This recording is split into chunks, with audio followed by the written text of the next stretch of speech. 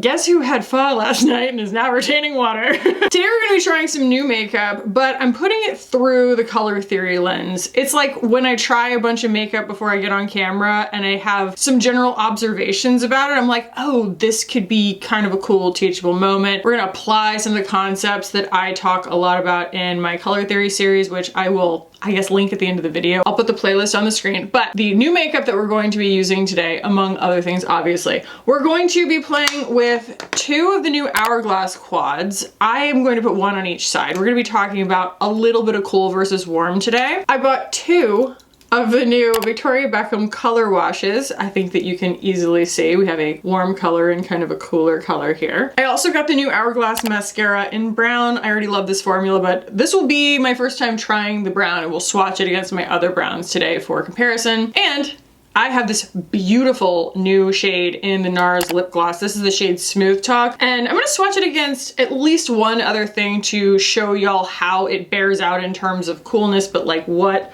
a beautiful desaturated brown in one of the most unoffensive formulas on the market. I don't know if it's the best formula, but it's very unoffensive. The main idea going into this video is unpacking the color theory of effortlessness, because as you can see, these are all very like skin native tones for me. And we're gonna talk about what makes something effortless and what makes something not effortless. Because sometimes a product sets itself up and sets your expectations as if it's going to provide something effortless for your routine, and I feel like that's what sells it to us. That's what gets our money so much of the time. And it's important for us to like know the difference between a marketing angle in terms of effortlessness and what's actually going to look and feel effortless on us, because that's really what makes something so indispensable to your routine. So let's go ahead and jump in. Okay, so we are going to split my face in this situation. I am a light neutral, fair neutral, depending. And so I can really go towards things being neutral warm or neutral cool, but like going too warm is gonna go orange on me, going too cool, it's gonna get gray on me, okay?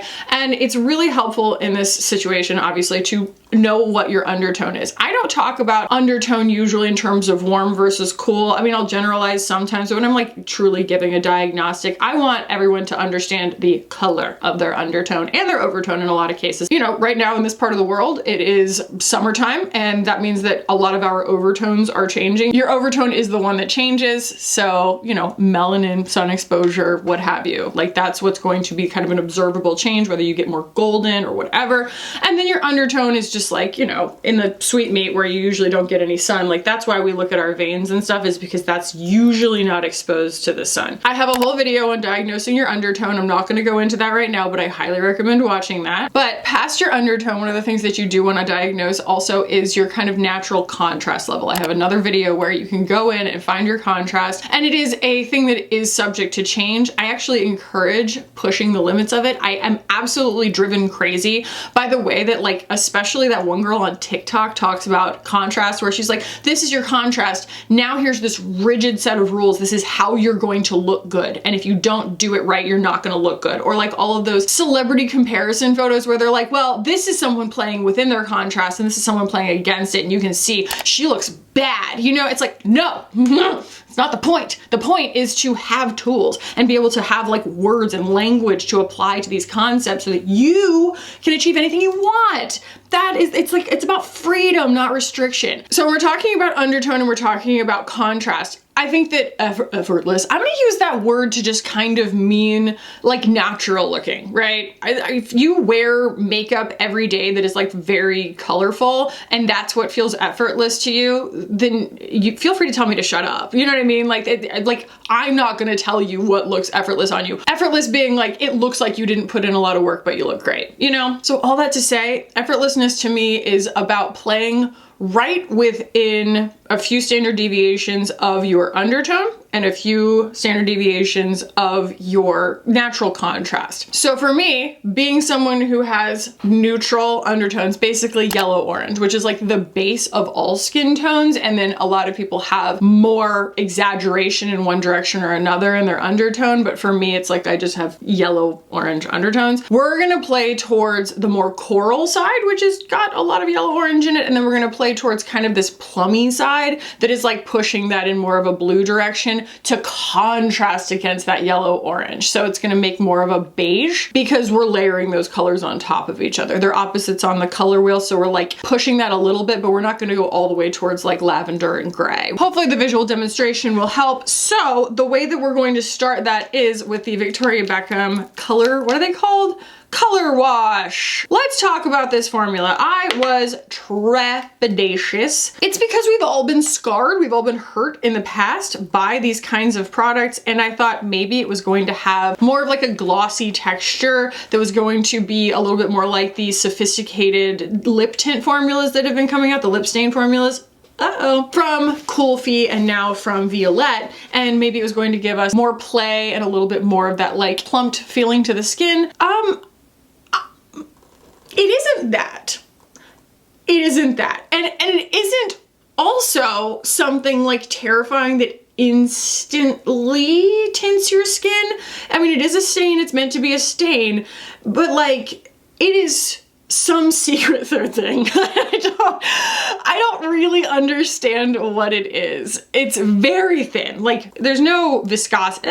There's no viscosity to it. You can see it. There it is on my finger. It's extremely thin. Like water thin. I was hoping that it was gonna have more of a gel texture than that, but it's not like the liquid blushes from MAC. It's not like the liquid blushes from Glow Recipe, which is kind of what I was hoping for because I really love that kind of formula. And while I can get them to work, this is an example of a formula that purports itself to be effortless, and it, in my opinion, is not. Because it picks my makeup back up in a way, and so we're gonna put it down first. But I want to show it to you because that's my job. Again, sometimes all the reasons that a piece of makeup doesn't work for me are all the reasons that it's going to be that perfect effortless thing for your routine. We are talking about something water soluble, which I do not love. And then that's the stain that's left behind. Y'all watched me. I talked for probably, I don't know, a minute and then wiped it back off. That's what you're gonna get. And so it's kind of weird. It's weird that it's water soluble, but then it leaves a stain behind because it's like, why would I want that on my cheeks? Why wouldn't I want just the product to stick around?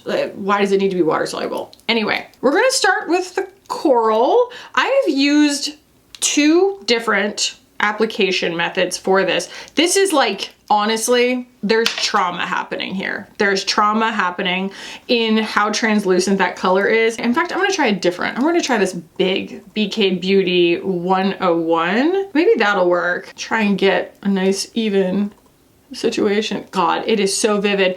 I think that a lot of times brands think that's the way to circumvent any kind of allegations of ashiness, is to make something that's entirely see-through. But as you can see, we are in what I would call rich versus hollow territory. That's another video of mine where we talk about why makeup might look like it's just floating on your skin. Now, if you have a really deep skin tone, like a really deep skin tone, you know what I mean? Like you don't need to ever add richness to anything because your skin is already so rich. Yeah, you know what I mean? Yes. That is going to work for you. You don't need to build in mid-tones. It will probably show up on you. It will probably be very pretty. But like if you have a skin tone that needs any richness built into it, it's gonna look like that. It's gonna look like it's floating off your face like Kool-Aid, and it's really so much like the Milk makeup blushes that I detest. I hate them in concept, I hate them in execution, I hate the appearance of them. It's like, do they work? I mean, you know, in quotation marks, yes. They are a functional product, the way that this is a functional product, but like, it doesn't look real. It doesn't look like a real flush on me. It looks like Kool-Aid. It looks like a thin Kool-Aid makeup product, and I paid a fortune for it. So like, yeah, like it's just, it's not a sophisticated thing. It really is. I mean, it's like we're a year and a half too late on chasing down Milk Makeup's success in terms of virality on TikTok, which is the only reason that product was so popular. This is my soapbox, by the way. Welcome. It's because it was sold so well by influencers on TikTok, not because it is a formula first kind of product. And so I feel like this is a misguided, misled attempt to capitalize on that, because it is not the formula that sold that product. It is virality and TikTok influencers that sold that product. Is it the worst thing I've ever seen? No, but it's an incomplete thought unless you have very, very deep skin. So as you can see, it's not bad, but we need to build richness back in because it is hollow. What do I mean when I say hollow? It is as if you are dyeing very bleach blonde hair. Let's imagine my skin is very bleach blonde hair, back brown, okay? The colors in between there that you lifted out of the hair to get to blonde are all of this like series of like warm tones. They're all these series of like reds and oranges and like warm yellows and stuff. And if you don't put those back in, brown typically being 3 reds, 2 yellows, 1 blue, like in parts, right? That's the proportions of creating brown. Those are not going to have enough of that richness of that orange, of that yellow that your eye doesn't necessarily perceive, but is actually underneath that rich brown tone. If you don't have those built back in and filled back into that color, all you're gonna get is like green, like a green gray. And so the way that this has happened here is that you've gotten this wash of all of the like true local color pigment, like what your eye would want to perceive in buying a product like this. Yes, that's what we have, but there's such a huge difference between my natural skin tone and that color of apricot that it looks really unnatural because there are no mid-tones in between. It looks really weird. It looks like it's like floating there. Like that's always kind of the descriptor that I use. It just looks like it's floating there. So we're gonna do the berry one real quick and then we're gonna build in some midtones, okay? Because if there's anything that I could say about these, it is that they are, at least on my skin tone, not effortless at all. However, I do think that that was the correct means of application. It is like the least friction possible because you will pick your makeup back up if you use too much of a buffing motion of anything. Now, the claim that they give you time to work with them is true. They do give you some time. I do think that they're very like workable, like they're very easy to work with, but they have no, again, they have no richness to them. They have no depth. And I would argue even, I don't know. I mean, I think on deep skin tones, I'm really trying to imagine it. I do think that they would show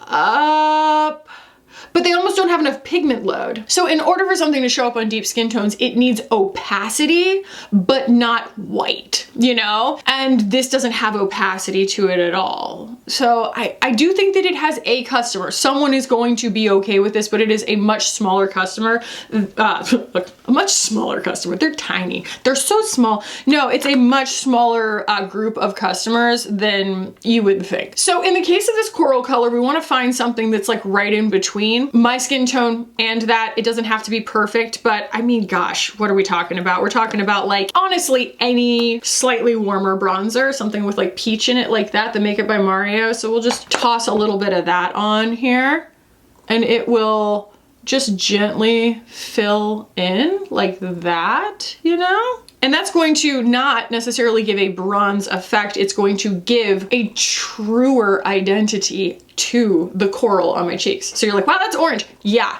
but all we did just now was take this color, mix it with this color, well, really layer them in a way that it's like, oh, okay, now we're getting real coral because you're not seeing just my skin tone freaking out underneath in contrast. We're seeing as if someone built in the midtones to that blush so that it showed up as coral on my skin. Does that make sense? There's a whole video on this. I know I keep saying that, but on this side, we have to find something that's a little bit more in like a funky neutral pink territory. I'm gonna go in with Spell from Armas. This is such a beautiful color. It's just this very desaturated, like mauvey beige. I'm gonna put that on a different finger because my fingers are so stained. There, like that, there. Everything is stained.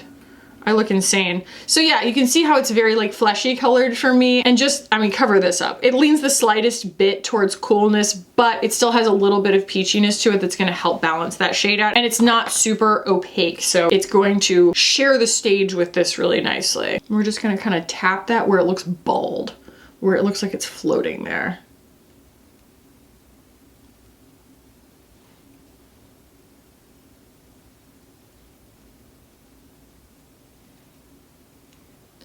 And it's interesting because it's like, okay, well, more effort now looks more effortless because we know the way that color works. It's not rules necessarily, it's just understanding the way that color works. So we've got warm and we've got cool, all relative, right? Coral, mauve. I'm gonna bronze and contour really quickly on both sides because I want to establish the level of contrast that we're trying to achieve in the eye look before we get there. Then we won't be seesawing back and forth. So I'm going in with the Just Like Paradise bronzer from Sarah Creel on the kind of mauve side. And then on the other side, we're going to use stuff that's more typical for me. We're gonna use my Dior bronzer as kind of a bronzer. If you're clocking a bad blend, I'm going to ask you to chalk that up to my peel right now because things are just like catching in weird spots, you can see. Okay, little powder moment. If you ever like see right here, you're like, ooh, she over contoured. No, I literally have like a divot right there. I could probably contour against it. Some people think I got a nose job. It's like, no, I had a zit when I was a teenager and like it just carved out the cartilage right there and now it's just like that. Okay, anyway. All right, let's talk about these Hourglass eyeshadow quads here. These are really what like inspired this video for me because these are two colorways that are pretty different from each other once you get them on, but they both have this effortlessness on me that I felt like I was like, all right, this is a really good visual demonstration because a lot of times eyeshadow is where we get caught up in our routine, right? It's like in the morning, we're like trying to get ready and we're like, God, eyeshadow takes forever. These don't. At least these two on me do not, and there are several colorways in them. I hope that some of them work better on deeper skin tones, especially because Hourglass has become pretty notorious and not in a good way for not really being super inclusive with their colorways. They have gotten better recently, like, you know, in the last few years or so, but we're still watching. We're still watching with a critical eye on Hourglass. So I got Realist. That's what's going to go on the sort of mauve side of my face. As you can see, it looks like it belongs, but honestly, I could get away with either way. And then we have Futurist, and that's going to be in sort of the warmer colors. We're going to go towards like coral and gold. As I put these on, I'm going to do my little spiel about usefulness in a quad. I think a quad should have, depending on your skin tone, it should have a certain proportion of the difference between temperature, because you're gonna wanna build shadow and light. That's what we're playing with in an eye look. Depth of color. You don't want everything to be the same mid-tone because again, then everything ends up looking like a sort of sooty blob on you, no matter, again, what your skin tone is. And then you also want differences in texture because texture is what's going to catch the light in different ways. So for example, on your lid, that's where you're gonna probably wanna put shimmer, especially in a quad. I'm not saying these are across the board rules. You can put anything anywhere. When we're talking about manipulating shadow and light, we want to grab light in the places that you want to look like they're kind of coming towards you, and it's easy to do that on your lids. You don't really want to do that on your crease. It just is like kind of distorting. Like it doesn't cooperate with what's already there because there's already a shadow there. Throwing something shimmery there, a lot of people are like, oh, it's gonna make my eyes look crepey or it's going to accentuate texture. Sure, it does do that, but it also works against you in terms of enhancing shadow. And sometimes that's good. Some people do want to kind of like flatten that plane out, which is fine, but you can also do that with a matte texture that's a different color, like a warmer color by comparison to what's next to it, and that's gonna flatten that plane out. I still think that in terms of something that's put together like this, I would prefer in a quad for my crease shade to be matte. It's just easier to work with. So that's what I'm doing here. Now I will say this one does have a deep shimmer shade, so we could go for something kind of moody over there with that, which we might just rabbit. But I'm using the cream shade here. We want to use light to catch right there. We're going to use light right here because it's going to brighten that inner corner. And I'm going to take it a little onto the lid. The illusion that I'm always trying to create is that my eyes are larger and wider set, especially today, as again, I had pho for dinner last night and I don't typically retain water like at all. Like I typically pee every 13 seconds, but I'm getting off of spironolactone also because I've been needing to get off of it for a long time. I was taking it because I was on Wellbutrin and I'm not on Wellbutrin. I haven't been on Wellbutrin for months. And so it's just taken me this long to be like, all right, we need to taper off of this. And it is a diuretic. And so right now I'm having a little bit of like a bounce back effect from it and retaining more water. So I woke up so puffy this morning that I actually did the like ice bath thing to my face. I was like, ah! So this being this deep shade, it's kind of a lot of it on the shimmery side, but you can still use it sort of like on the outer half and stuff. I don't know. I think that when you put these things on as thinly as they want to go, you don't get a ton of the shimmer. I think a swatch sometimes is a lie. Swatches are not always how things go on our eyeballs, you know, or on our skin. See, that's beautiful.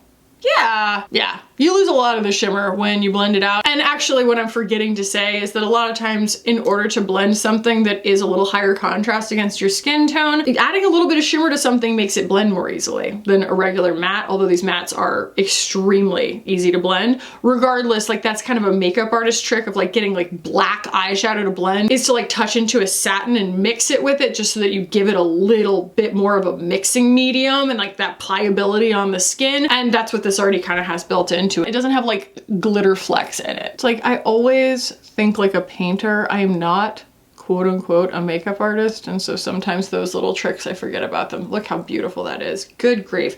And then I'm gonna go in with this shade. I mean, look at that color. It's like a champagne that has like a mauve base to it. I don't know if you can see that, but it's like it has a really pretty champagne shift on it, this one, but it does have that little bit of like mauve underneath it that makes it so ideal for people who things tend to go orange on. This is a beautiful quad, the Realist.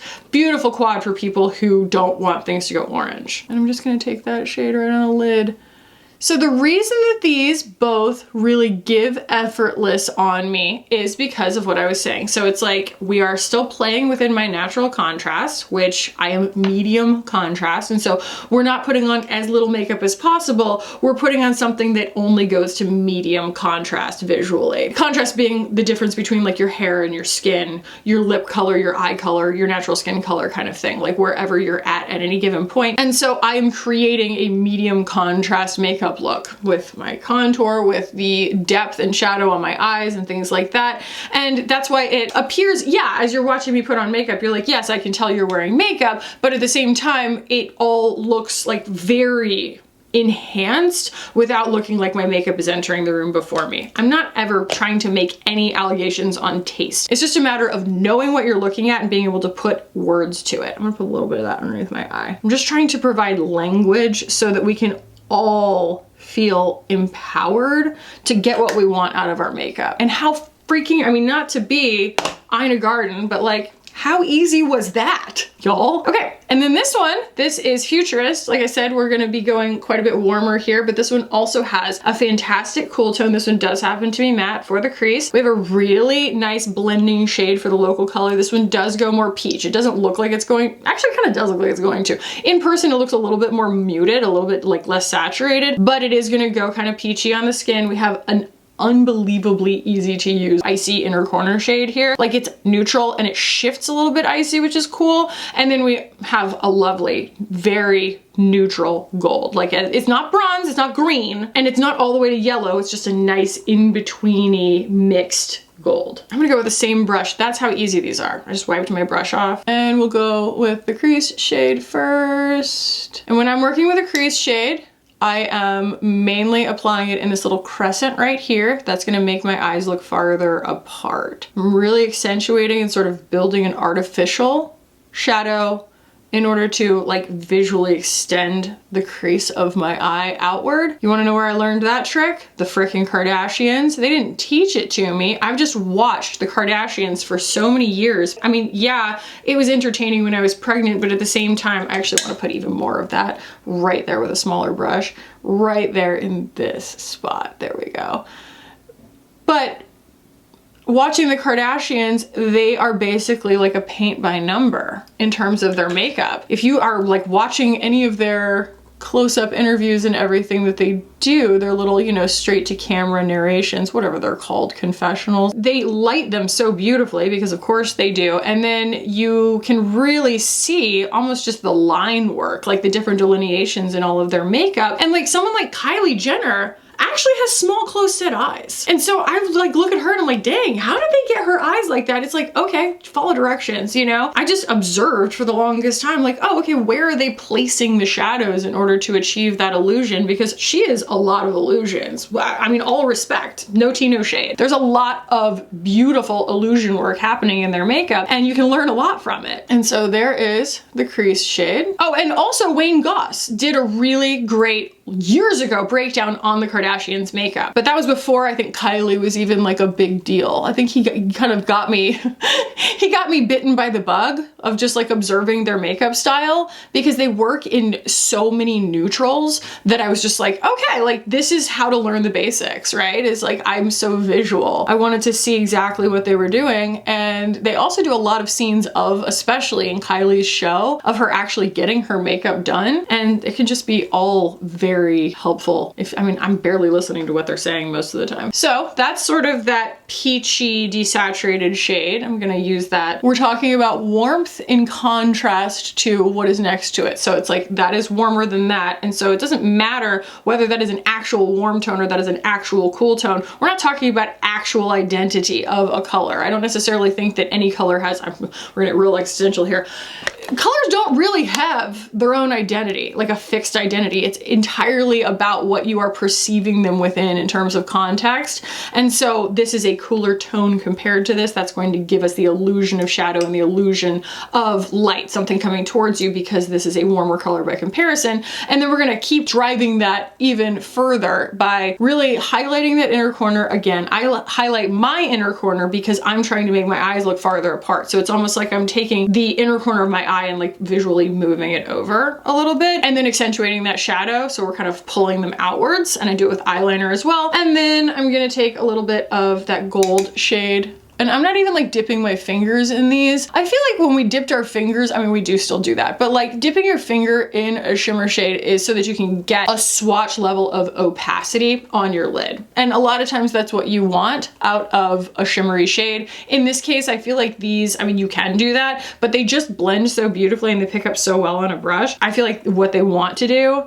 is be just blended with everything else, you know? And that's what makes it look so effortless to me, is because the textures are so subtle. They're so subtle. So again, I have my concerns. I do have my concerns about these just from a review standpoint, just like talking about the actual, like whether or not this product is for you. I have my concerns that there aren't enough colorways for deep skin tones if two of them work this well for me. I didn't really see anything that was super saturated or super deep when I looked at them when I was going to buy them. So I hope that that's not the case, but that is what it kind of looked like. Okay, so warmer, cooler, mauve-er, peach-er, right? I'm gonna add a little bit of contour. I'm going to do my brows and my eyeliner real quick, and then we will come back, we'll put on the Hourglass Mascara together, and then we'll do lips.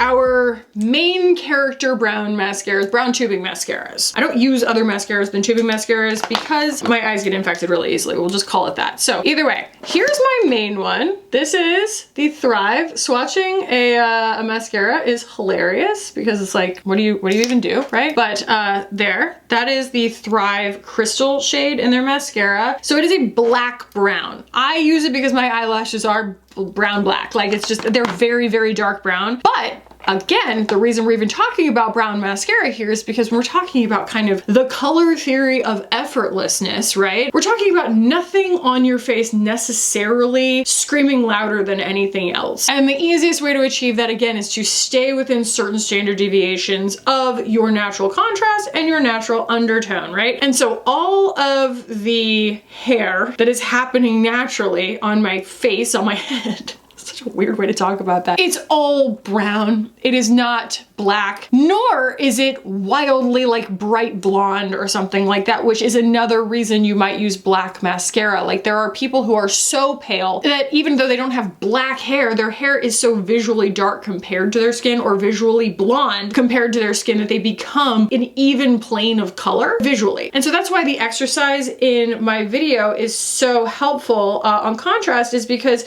you're gonna basically just take a photo of you down to grayscale. And so it's not really about the colors themselves, it's about the chroma of them, like how much white and how much black is in the color and the difference between the two extremes. So there's the Thrive. There is Rudy Berry's Chocolate Dripped Tubing Mascara. It is a much warmer, lighter brown. I know it doesn't really look much anything, but it is lighter than my natural eyelash color. And now, I mean, this is truly a first impression on this color for me. I haven't actually opened this yet. This is the new Hourglass Unlocked in Espresso. Ooh, it's different than both of them, which is just such lovely news because what do we want?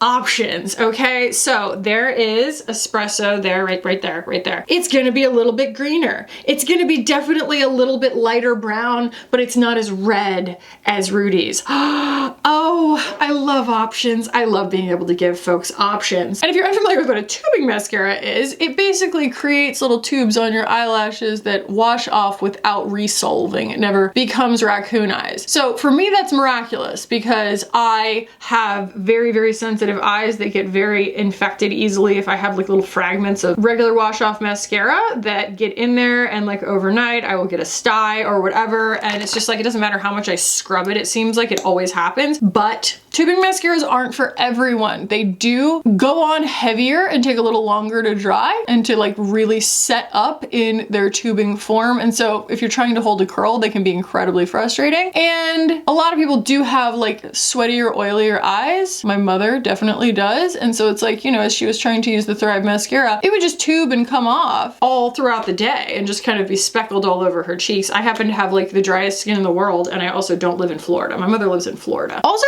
that's another thing. A lot of people ask me, or maybe it's like a few people ask me really often, to like bring my mom on my channel because my mother is 30 years older than me, and there are people who watch me who are her age and they want to see how things work on her skin. And like, that's all very sweet and I appreciate that, but she lives all the way in Florida, and when I see her, which is not often enough, I don't want to be working. I'm really sorry. That's just not what I want. And she doesn't really want to be on camera either. So I'm not gonna bring my mom on as a model on my channel. It is a shame that there aren't more people her age making content, and I think that people should. What did I do? I curled these lashes wrong. Like they're pointing straight out. And the mascara looks bad as a result. Like it's working fine over here. Again, I know I like this formula. I don't like it as well as I like the Thrive though. I'm gonna be honest. It just doesn't build as quickly as the Thrive. I like the Thrive because it's so fast. I'm really like not selling the garment right now. Yeah, Hourglass, I don't really know. I love this formula usually, but I haven't used it in ages. I think it needs to mature in the tube a little bit, and I also think I just did a really bad job curling my eyelashes, but that's like never been an issue for me in the past. Like what's going on right now? But yeah, the other thing is a lot of people find that tubing formulas build too quickly, and that's what you just saw. But I'm used to the way that the Thrive builds. This one is building just differently. But do you see how it doesn't really give me that like really thick base that the Thrive usually does? Like right there at my lash line. That's what I love about the Thrive, is that you lay that brush down right at your lash line and it just goes and like locks in this beautiful visual impact right there. And I want a mascara to do that. Not everybody wants a mascara to do that. So I feel like we lose a little bit of that, but it is very pretty. Again, playing to the kind of natural contrast of my skin and kind of pushing that ever so slightly, I'm just going to use a little bit of my Kackie lip liner from Thrive to pull my lips back on the map, because I think I have a lot of concealer on them right now. It's a really creamy formula, so it's not gonna like stick forever and refuse to blend. It's gonna blend really nicely like that. And I just wanted to show y'all, I'm gonna do this on the other hand, this color of this NARS in, what do they call this again? Smooth Talk. It's so beautiful. I saw it on Sephora and I was like, well, that's gonna sell out because it's just like everybody loves a grungy tone. Look at that. So that's up against Endless Cacao from Makeup Forever. And I mean, I guess I could have used the Endless Cacao lip pencil with this too, because they're very, very similar in that desaturation. Isn't that gorgeous? So like, that's such just an uncommon color, and the fact that NARS went ahead and did something that desaturated and sheer, it really is like another shade in like, you know, a Clinique Black Honey or something. The way that what it's gonna do is just ever so slightly turn the temperature down, or turn the chroma down really on my lip color. You're not really gonna see a color that's detectable. So I need to redip the wand after I swatched. There we go. And that's like one of my favorite ways to wear a lip product, is that it's not gonna, again, outshine anything else that's on my face. It just kind of increased the contrast a little bit. And the thing that is always worth pointing out about a NARS product is that they don't put fragrances in things usually. And they've put it in, occasionally they will. Occasionally they will. Like their bronzer for whatever reason had a fragrance in it, I remember. But this lip gloss definitely doesn't have a fragrance in it. It doesn't have any plumping sensation, anything. It is like a very chill, non-complaining, non-offensive kind of formula. Kind of a liquid lip balm. It's not super heavy. It's very pretty. Okie dokie. Gonna give myself a little spray with the Pat McGrath, even though I don't think we have very much powder on, just a little bit of setting powder still. Okay, let's talk final thoughts on the few products that were new today, and then I will give you some closing thoughts on the kind of overall concept of this video. The Victoria Beckham color wash is a miss for me. I know we were able to get them to work, but that in and of itself does not speak to a product being worth your money at the end of the day. And like, we are stained to the gods right now just from applying it, just from like trying it and showing it to you and whatever. Like, these are going to be with me now forever. And maybe that sounds good for you, but at the same time we're working with this weird dichotomy that like the stain lasts, but the product itself is water soluble. So it's like, who's it for, you know? You did get a good visual demonstration of me richening them up in order to make them work on my skin, but like, you shouldn't have to do that, okay? These are basically the Milk Makeup jelly blush stick things in a liquid form, and like, for that reason, I'm so sorry, VB. I really did want to give you a fair shake on those. I do feel like we gave her a fair shake on those, and they're just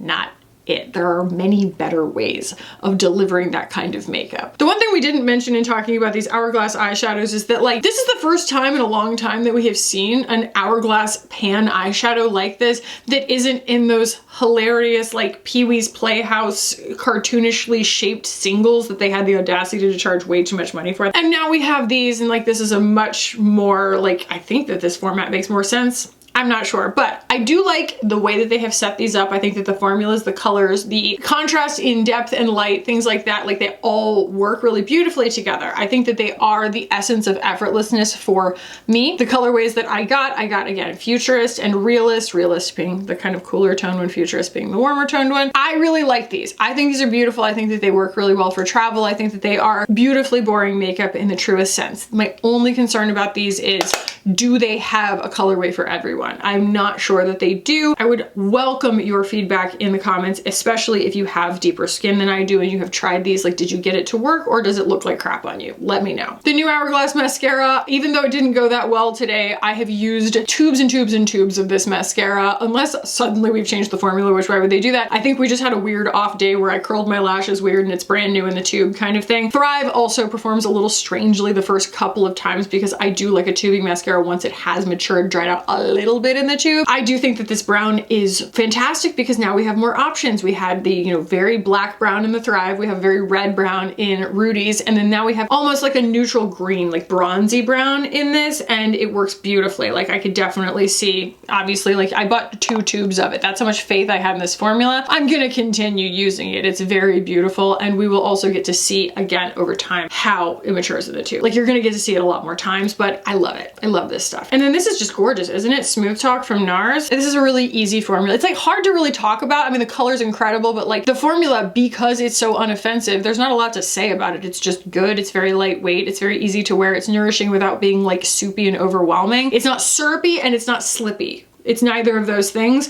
It is just good. It's a very good lip gloss formula. It is not, again, a thick, like line filling formula. Some people would probably say it's too thin, but it's sort of a liquid lip balm formula, which I really like. It's very easy to wear. And I think the color, again, it's like a Clinique Black Honey sort of situation where you're just gonna see a toned version of your own lips, which is fantastic. I just think that's a fun thing to have in your repertoire. And in terms of the color theory of effortlessness, right? I hope that this was like a helpful visual demonstration of staying within the natural contrast, the natural undertone of your skin, and focusing on textures that make it easy for you to do that. And that's going to be different for everyone. It's going to be different for your skin tone, your skin type, your skin age. The most helpful things to understand are your undertone and your natural contrast. So I highly recommend watching those videos so that you can understand those for yourself. It might change the entire way you approach picking out colors for yourself. I want you to naturally learn to interrogate the the assumptions that media and advertising makes about you. So I hope that that's helpful. Let me know any questions y'all have for me down in the comments. Again, my color theory video curriculum just continues to expand. And like I said, I am starting to work on a course that kind of combines all of these things in more of a philosophical, like holistic view. Either way, if y'all liked this, please give the video a thumbs up.